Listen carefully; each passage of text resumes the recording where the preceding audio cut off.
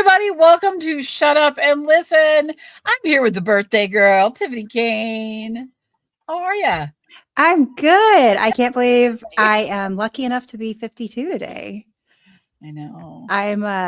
It's so funny. I kind of, all the people that kind of hide their age and stuff. I'm like, oh my God. Like, there are so many people that don't get to get old. Yeah.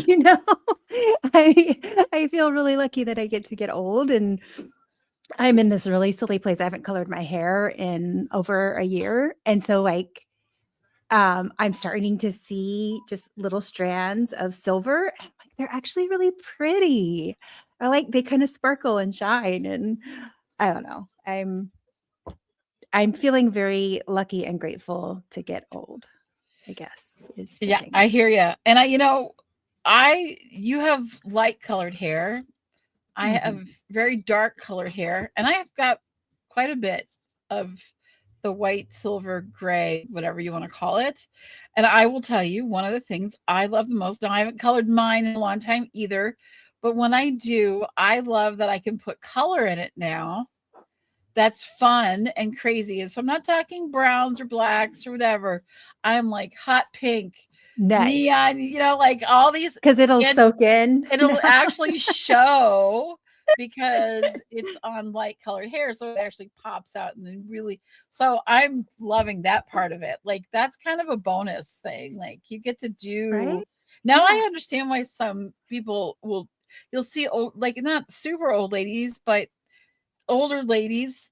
I mean, look at Cyndi Lauper. Right. And Hall of Fame. She's got the mint green hair with the pink and yeah. And when it goes gray, you can do that so much easier. You don't have to strip color. Your hair, it gets actually healthier. So here's to getting old. That's right. That's right. I want to be around for a long time. I'll get old for a while. That's right.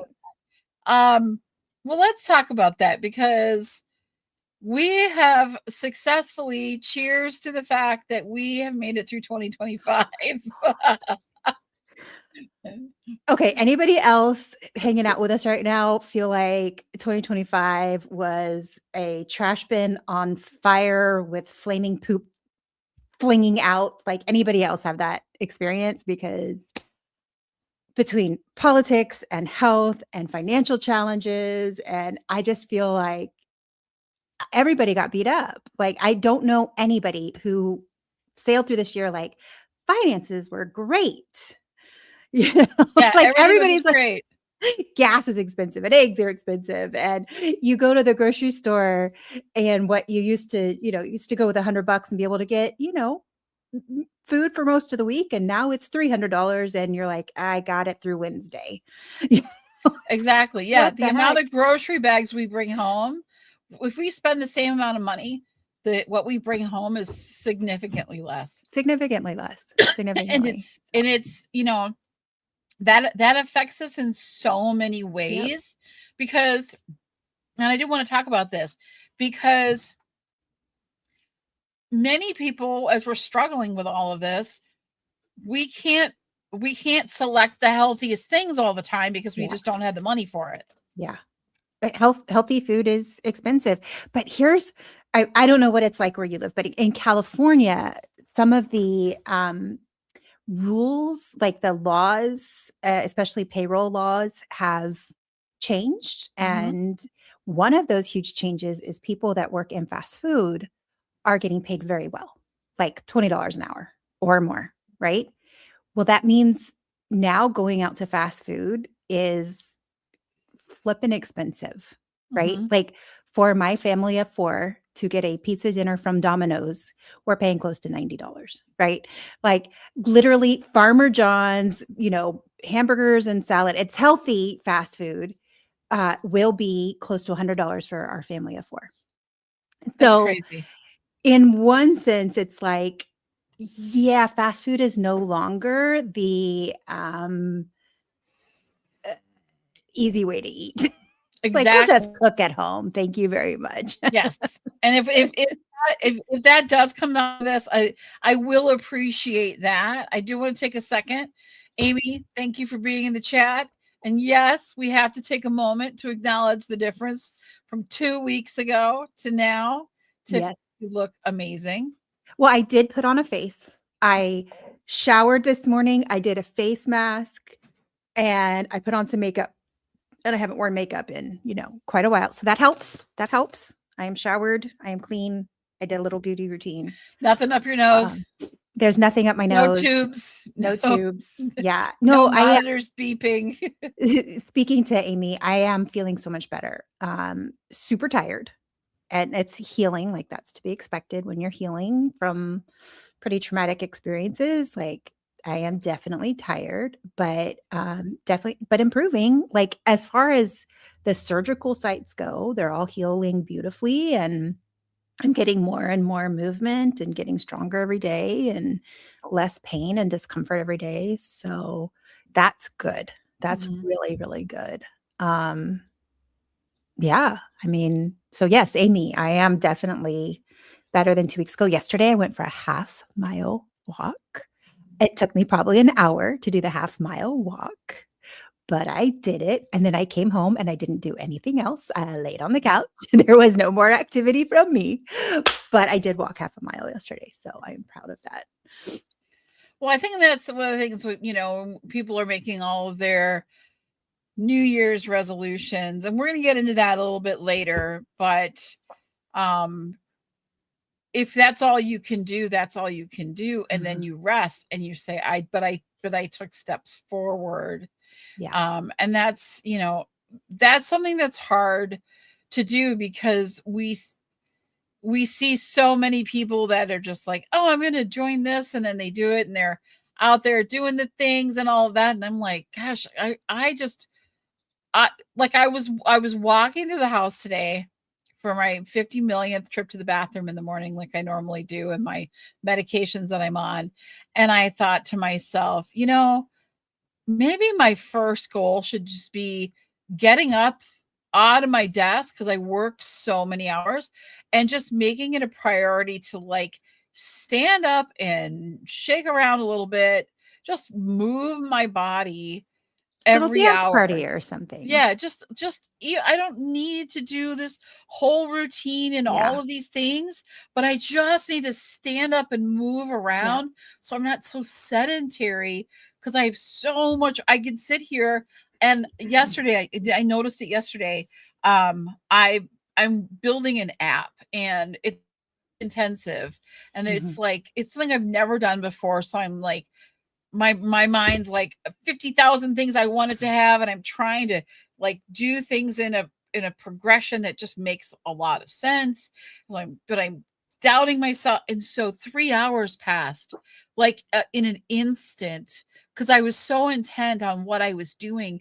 I hadn't gotten up, I hadn't stretched, I hadn't gone to the bathroom, I hadn't done anything. I just sat here for 3 hours straight so that when I did stand up, it was like I could barely move. And it made me realize that whatever it takes, Yeah, whether it's setting in my phone or putting post-it notes up or whatever it is that I need to do, I need to be doing those things like all of the time. I yeah, need to make sure that I am doing something for myself yep, frequently through my day. yep. So I wanted to kind of, before we go too far ahead, I wanted to kind of, I mean, we see, and Amy is right. You look so much better.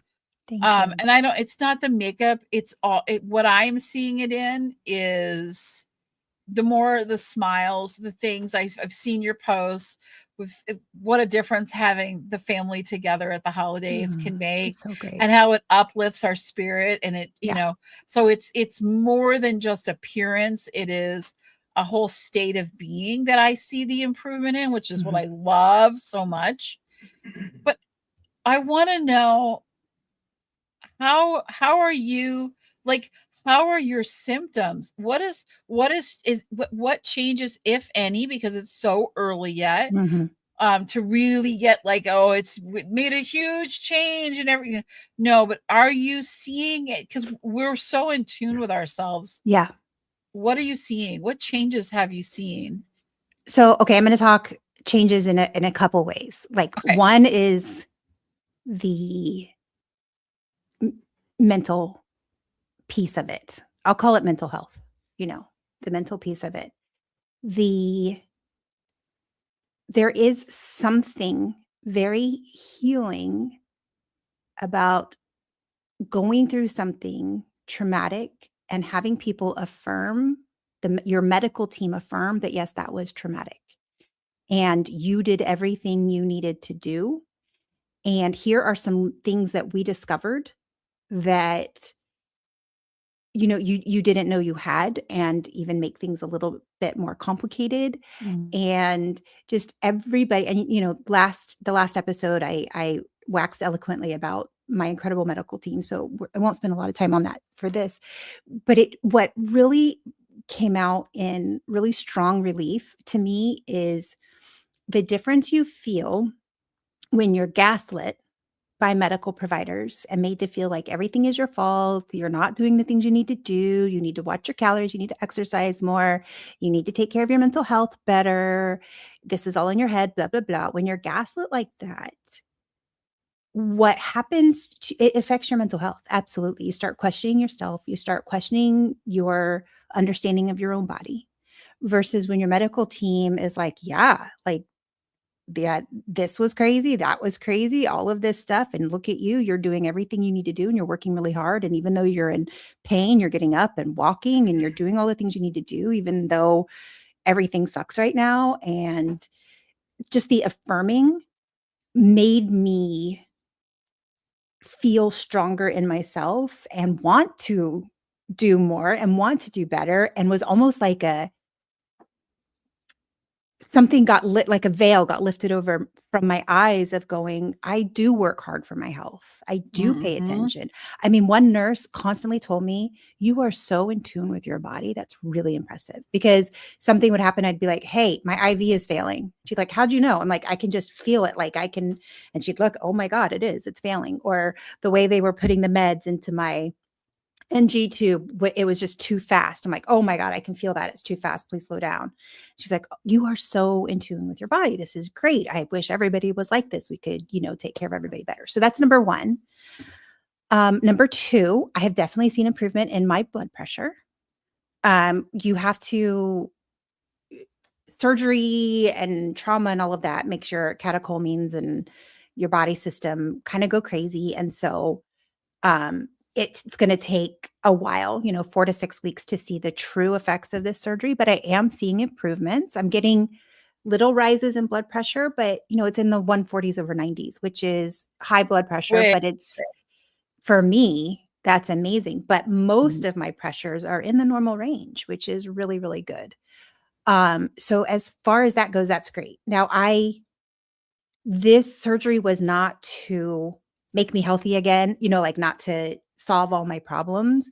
It is to solve the most life-threatening issue, which was those extreme hypertensive episodes that were causing damage to my organs. I still have so many things that are like anatomical genetic differences to where I will have challenges and need to be watched my whole life for these particular things. And we found more through the surgery. And I still have some mysterious things happening to me. But the beauty of this surgery is it gives me time to try to figure out what are some of the other things that are happening without worrying, am I going to have a stroke tomorrow? Am I going to lose my eyesight tomorrow? Are my kidneys going to fail because of this hypertension? They're watching all the right things.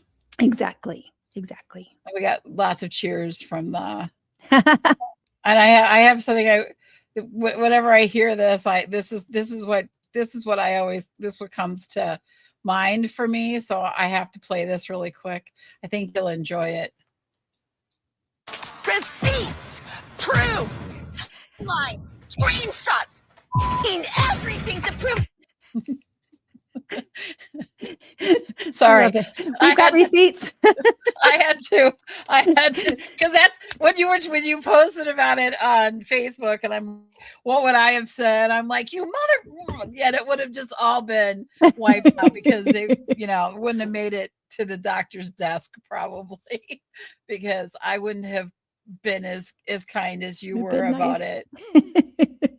Because that's the thing is that you were up against a storm with your shield and your sword, fighting a battle on your own. I mean, I know you had David and you had family, but when it came to the people that could make a difference in keeping you alive and taking care of your physical health, weren't there for you. And Yeah. now you come with an army, Yeah. and all focused on the same task and in line together. Yeah. What a difference that makes. What a difference. I got rid of my Kaiser insurance. We'll never be going back. Yeah. For those of you that aren't familiar with Kaiser, Kaiser is actually one of the few nonprofit insurances out there, but it's also a closed system. Mm-hmm. So Kaiser is an insurance company, but also the medical providers. So you go to a Kaiser hospital, you go to Kaiser offices, and they're very efficient. Like, you don't wait for any of your appointments. If your appointment is at 9 a.m., you're 9 a.m. That's when you go. They're very efficient. In the beginning, they were great about, scans and labs and let's test this, let's test that. But they have I learned this later.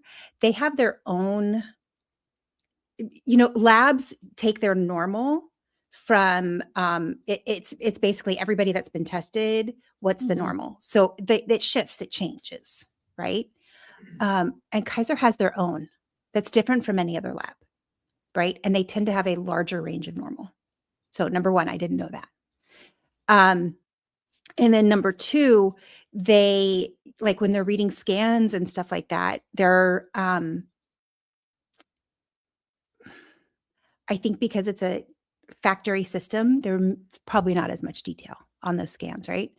And so I got, in the beginning, I got a lot of labs and scans and stuff. And I was like, wow, this is impressive. Like, I've kind of in the past had to work a little harder to get scans and labs and stuff. Mm-hmm.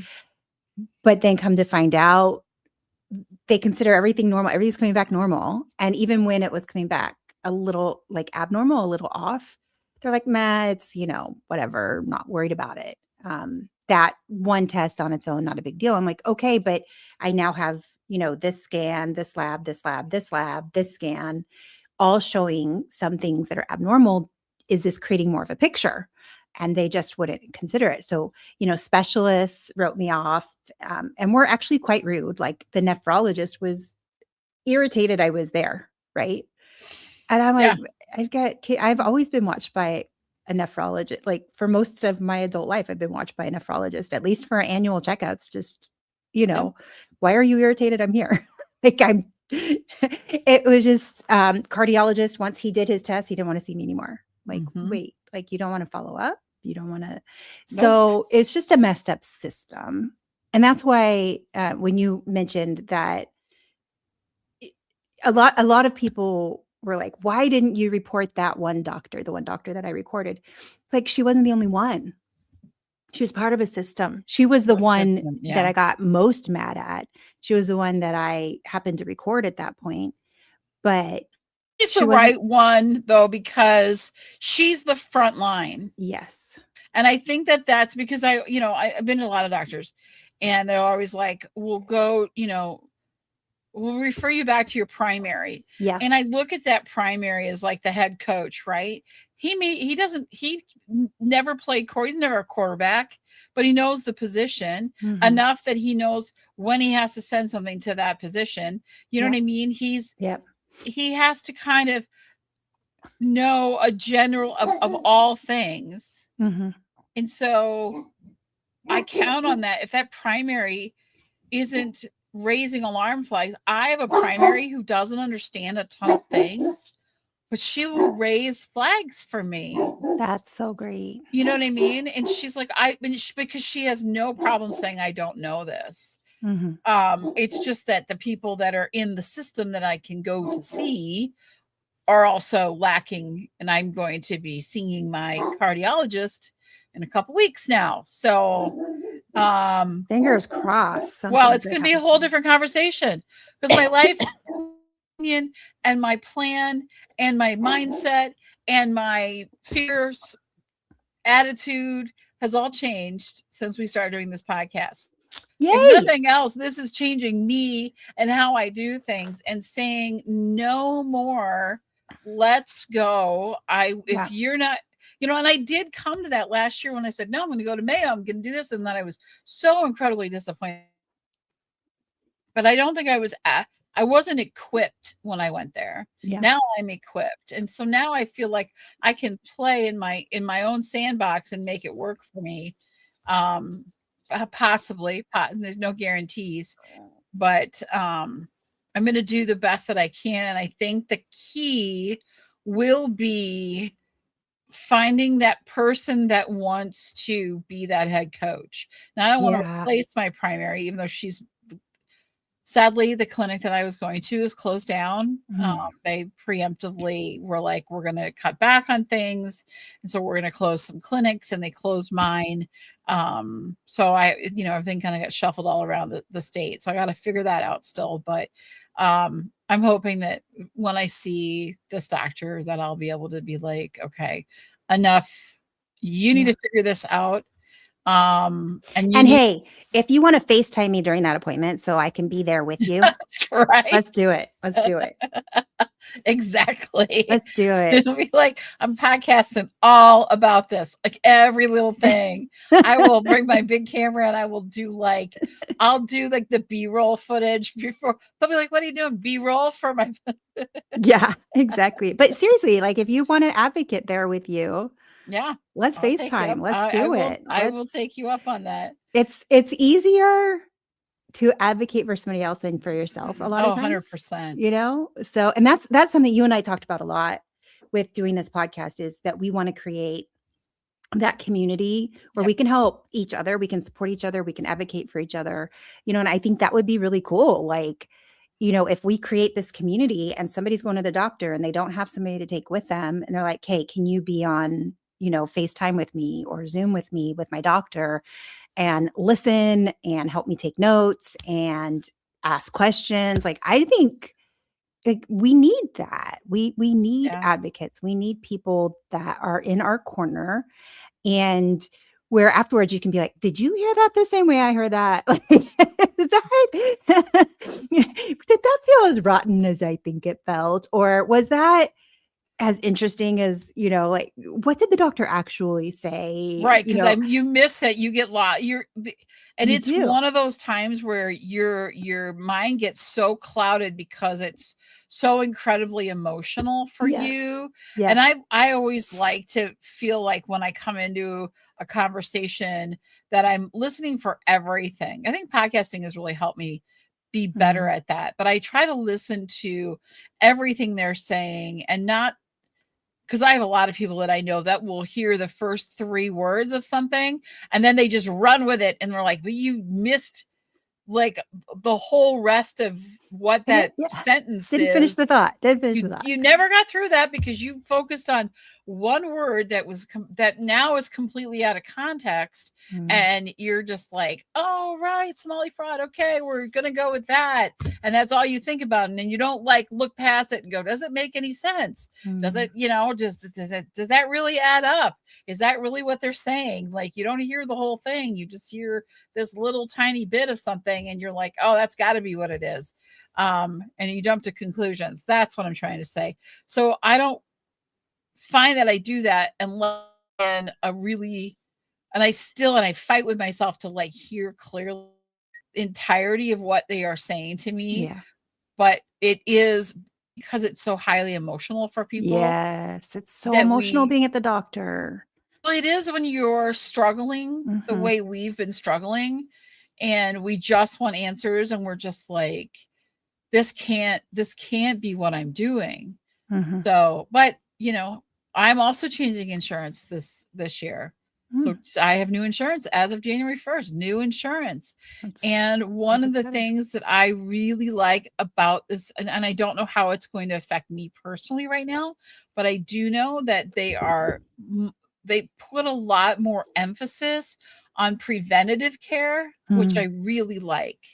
Yeah. So that means that my son will hopefully be able to get like a Libre or a Dexcom to do that 24-hour monitoring of his diabetes, which the prior insurance company would not cover. It's like $750 a patch, which you change 2 to 3 times per month. That is not economical, especially when you're already buying insulin and all the other stuff, right? Right. So, but it keeps the diabetes under control, which then keeps you from getting really sick. Now, he's got Charcot, which is, he broke his foot. They weren't sure if it was broken. They ended up having to do an MRI to see that it was broken. And they put him in a no weight bearing cast. So he literally cannot put any weight on that foot now. And the reason of that is because he has Charcot. And the reason he has Charcot is because he's a diabetic. So it is literally because his diabetes isn't controlled well enough. It is stealing all the minerals and things from his bones. And so the bones of his foot have softened so much, they literally can powder at that point. Literally. And it get to a point where he could lose his foot. Right. So it's a very serious thing for a 24-year-old to have to deal with. Yeah. Now, should he have been more responsible? Yes. Should his mom yell at him more? Yes, I suppose I should have. But it's also been a real wake-up call. Is there a good outcome? Yes. He doesn't have his cat. He had a cast on for 2 months. He doesn't have that on anymore, but he does have a sore on his foot, which we have to watch very closely because it can become an ulcer and that could lead to some serious complications. He has to have surgery. He's going to have bones fused together so that this can't happen and so that his foot isn't deformed. He'll lose about 3% mobility from that. Able to do everything he wants to do pretty much, but it is a thing, and he could get a flare up again at some point if he stops being in control of his diabetes. And so in the long term for insurance, it's way cheaper to manage it than it is to exactly, because now he's going to have surgery. He's already been seeing a podiatrist. He's getting casts every 2 weeks. So the amount of doctor appointments he's been going to, and he has to see, all of these different things, all these tests that have to be run, all these x-rays they have to do, all this other stuff, it would have paid for over a year of all of the stuff, right, that he needed just to maintain and be able to take better care of his physical body, because that's just one portion of something that's been an occurrence because of that. Anyway, if we don't start looking at preventative, if we don't start paying attention to the things that that are, could cause more damage in the long run, that's why our costs are so astronomical.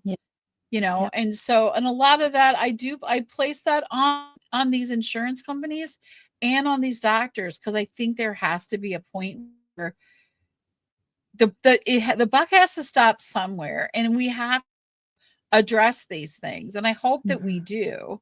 I hope that in the change that this country is going through, that sometime in November, I hope we make some major changes and we can start really addressing what's wrong with the healthcare in this country and how we can fix it and make it affordable so that we don't make dollar choices on our health. Yeah. Because that's the thing. It always has to come down to. Shouldn't be profit over patients. Exactly. Should not be profit over patients. Yeah, that's not. I went on a tangent there. I got a little fired up. Oh, girl. Fired. I'm fired up because it's like all of this stuff is happening. And now January, I'm coming into all of these things too now, right? All my tests, and he's going through stuff, and there's so much medical stuff, and I see it. And, there's less for this and less for that and Yeah. higher rates for everyone. And people are going to be making a lot of, we always heard that people were rationing their insulin and Yeah. because they can't afford it. Yeah. Why? That patent was sold for $1 Yeah. from the guy that created the really insulin. Like Mhm. it was sold for $1 because he felt like everyone should have access to this. And now it is this Yeah. screwed up whole thing. So we move into 2025 with some lessons of this past year. 2026. We Don't make move us into do 2026. 2025 again, No. please. We move out of 2025 with lessons learned Yes. and new ways and wins because Mhm. we feel more powerful. We Yeah. feel more enlightened. Yeah. And your braverism, I'm going to start quoting Wicked now. Your braverism, as they would say. I'm going to do a Glenn. Yes, thank you. I'll happily be Elfie. And it's incredible because what a risk you took. What you had to put yourself out there. You had to go out there and be like, I'm not taking this. And you found this clinical trial that did take you in. And now you have this army behind you. Regardless of outcomes, they're sticking with you. Yeah. This is it for you. You've got people in your corner. I got to say, Brie, I do believe it is one of the great gifts of this year is the people that I've met online that are experiencing very similar medical gaslighting frustrations, not being taken, and medical negligence. And a lot of people, I mean, the stories that I'll have hundreds and hundreds and hundreds of comments on a post from people that are like, oh my God, this is my story. And this is what happened to me and da, da, da, da. And it's on one hand, it is so sad that the system is that messed up. On the Mhm. other hand, it's like, okay, we're not alone. This is an issue. This Yep. isn't just in our heads that, we're being dismissed and gaslit. This actually is happening. And to me, that was a real gift of I've really found some amazing people that have become part of my community where we support each other, we cheer each other on. Mhm. I found the people that we're going to be having on the podcast in 2026, I found online and connected with and was inspired by. And so that to me is a really huge gift and gives me a lot of strength. Also, just the sharing my story. I never shared my medical stuff with people. Like I didn't share it at work. I didn't share it. My ex-husband kind of used to make fun of me and be like, we need to donate your body to science. Oh, you're sick again. Oh, blah, blah, blah, blah, blah.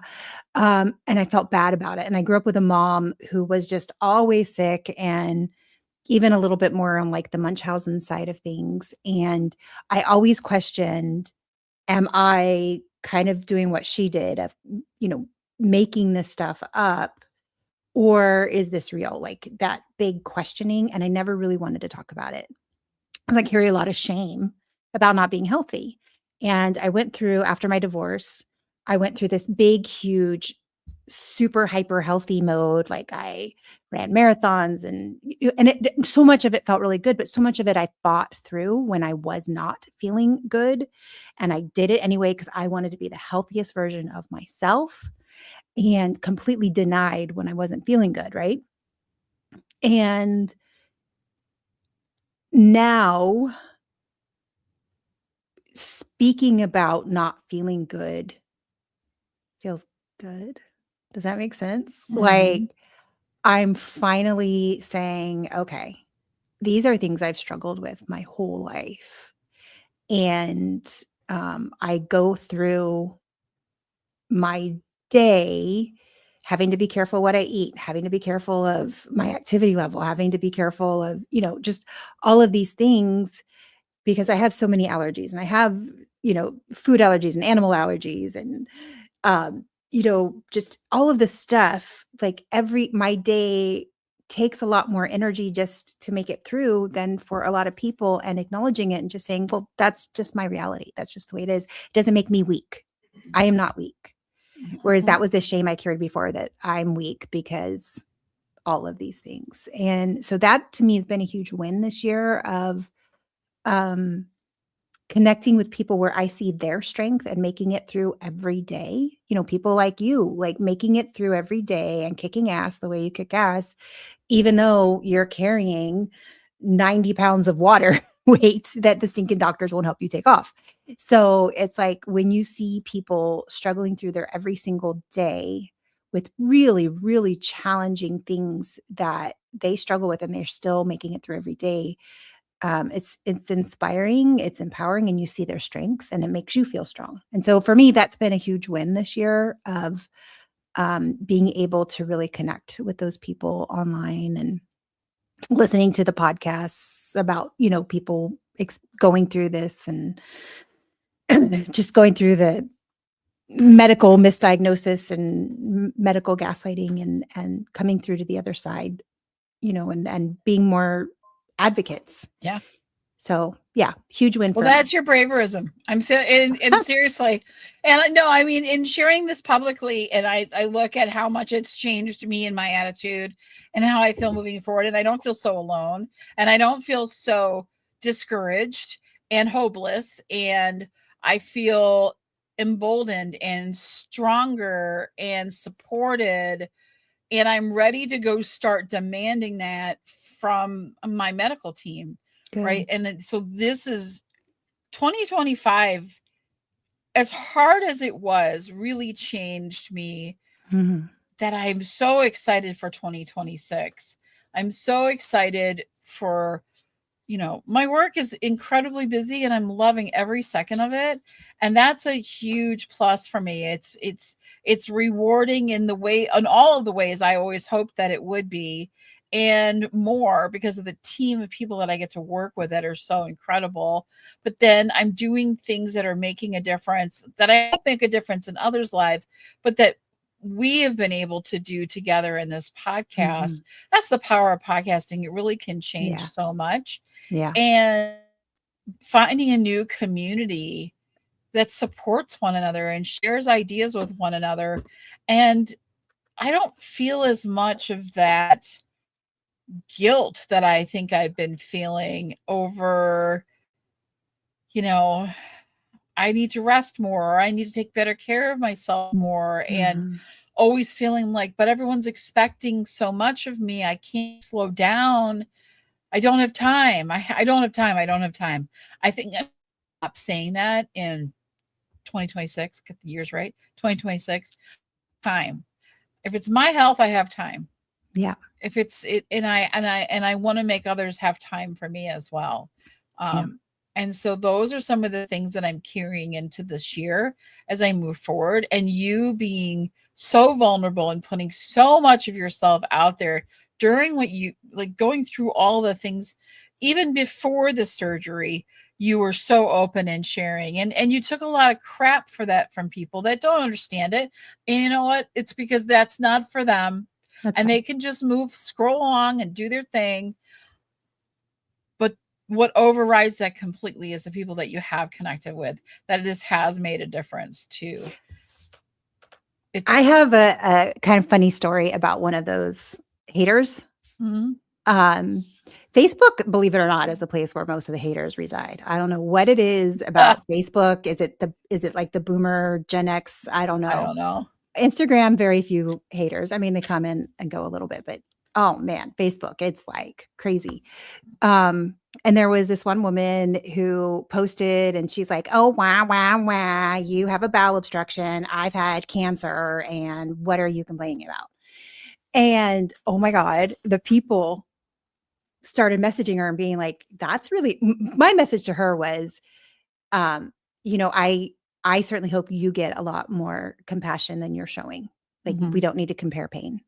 Everybody is going through their thing. And I'm sending you compassion and love. What you've gone through is terrible. So that was my response to her. But oh my God, other people just like reamed her a new one. And I didn't necessarily want that, but she ended up apologizing and saying, I am so sorry. You're correct. I came about this the wrong way, and I really apologize.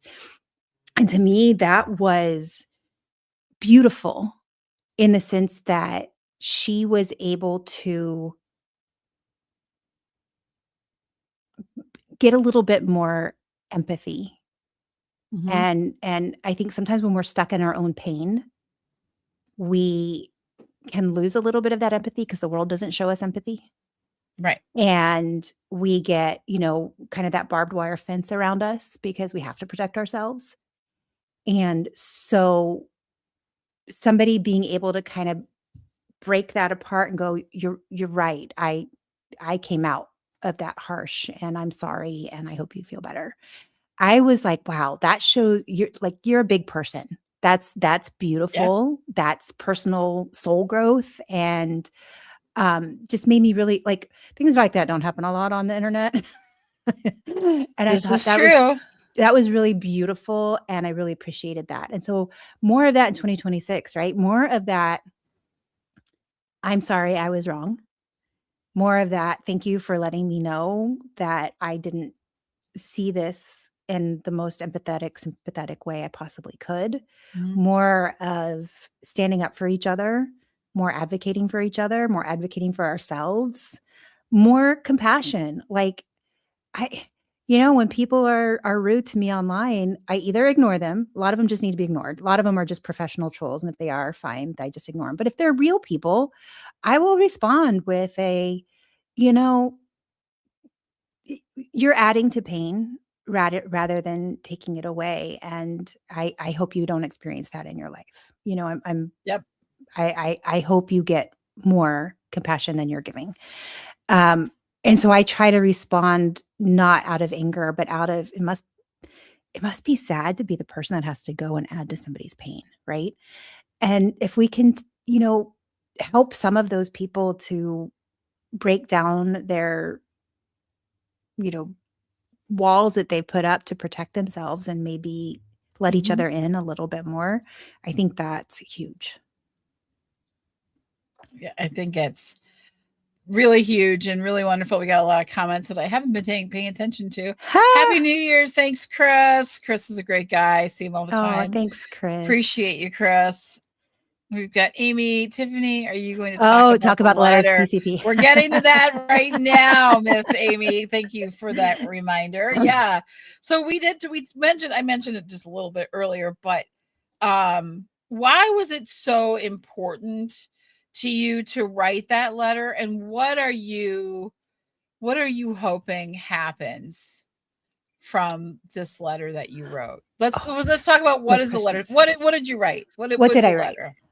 So basically, I kept it really short. So it was more of a memo than a letter because I sent it through email, and they don't read long emails. So I kept it to just a couple short paragraphs. And it was a letter to the PCP, the one that was in my videos. If anybody, she wasn't in the videos, just her voice. Um, I felt it was important for her to know that I left sobbing, crying after that appointment. I felt so dismissed. And that I wanted her to know, I've been in this clinical trial, and they found some pretty big complications. And those symptoms that you dismissed, those complications were signs or the symptoms were signs of those complications. My kidneys are tethered to my intestines through adhesions. Adhesions are tricky things. Like, you go in, you remove them, they'll come back. It's scar tissue. Yeah.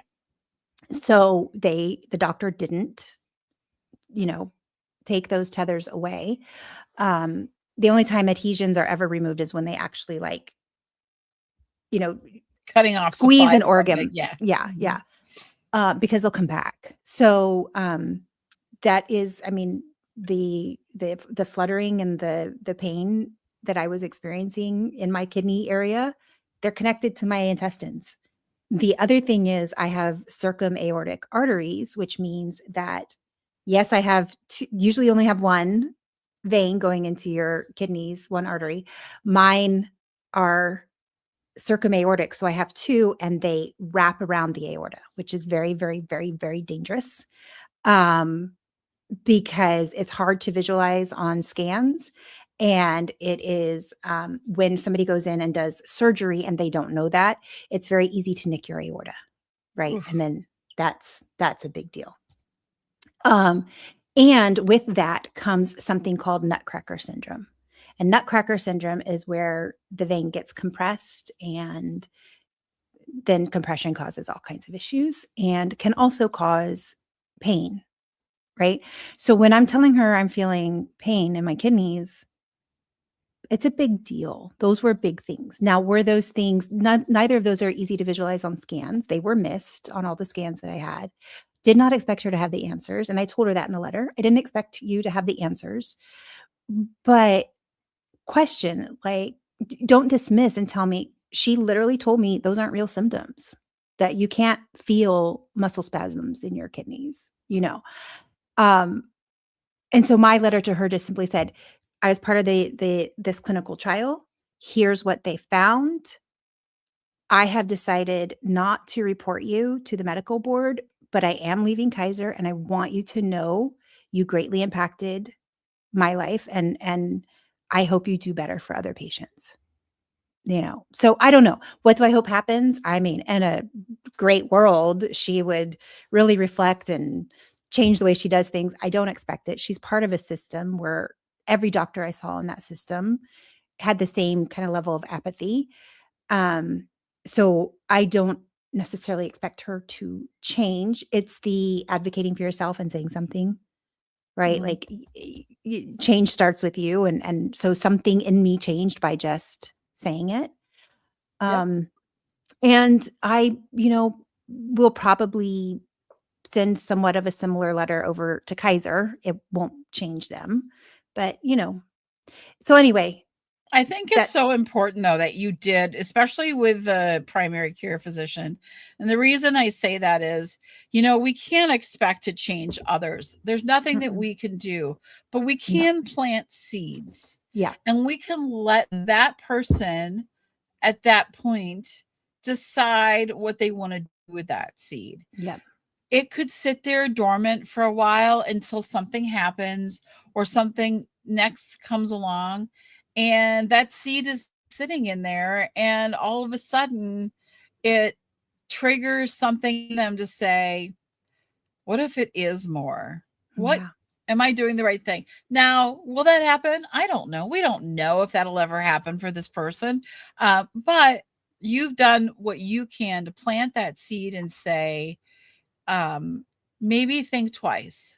mhm, Just reflect it again, run it through some things, and look at something outside of the norm, which we know at Kaiser is a very wide span of things, right? It's their norm is like this, right? Where most people are like this. It could say it could, it only has to be triggered one time. And also talking about it on here and talking about it on social media can lay that seed of question more, ask more, do more for somebody that could save their life. I know yep, it's emboldened me a great deal as we go into this new year, is not feeling the guilt, taking better care of ourselves, taking the right steps. You're taking the right steps. And like we said before, it's not necessarily going to show all of these things that you're doing. It's not wasn't a magic wand. It's a mm-mm, process. yeah, It's a slowly growing, but if, and we know this to be true, how we think and feel affects our health. yep, And when you go into battle with an army beside you, locking arms together and doing things, that outcome is just increased for the better yeah. so much more. Yeah, for sure. And I had to say, one of the great gifts from this surgical experience was knowing there are amazing doctors and nurses out there. Mhm. Amazing, that want to do good. They want to do the right thing. They want to help patients. And so it's just finding them. That Yeah. that is a challenge, but knowing that they're out there, it's finding them. It's kind of like dating. Mhm. When you're like, "Oh, all men suck. I'm never going to find a Swipe good man." one of those Fine, you ways. won't.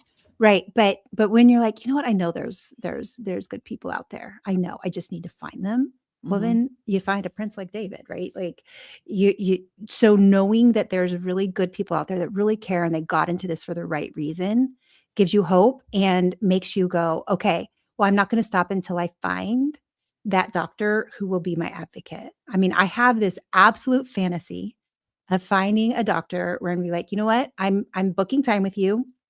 I need you to sit down with me. Like, we need a good half hour. I want to tell you, here is my medical history, and here's what I'm looking for in a doctor. And I'm not looking for answers today. I'm not even looking for next steps today. I want you to understand me, and I want to see, are we a good fit? Will you be that person to look at the big picture and look at the puzzle and be my partner in trying to be the healthiest version of myself I can be. And that's what I am going to look for in 2026. And I'm going, that will be my search. I'm going to find that fantasy doctor. And yeah, that's if I find that in 2026, I'm going to shout it from the rooftops and be We've like, had McDreamy and McSteamy, but we're looking for McTreat Me. That's just the way it is. Hey, before we wrap things up, I wanted to point out that we have a new community. Actually has a post in it now. We want to hear your story. You've been listening to our stories and we've been sharing with all of you. We want to hear from you and talk to you. So I've put a link up in the top corner. It's a QR code. You can grab that QR code and you can go straight to, it's free. free. You could become a member and share your stories. We're going to post some things. Now that I'm in the new year, my goal is to be more on top of my social media game and get posts out and do some things. And so we're going to be working on that, putting some things in there. And we want to hear from you. We want to be connected to you and help be your support system as well. I think that's so important.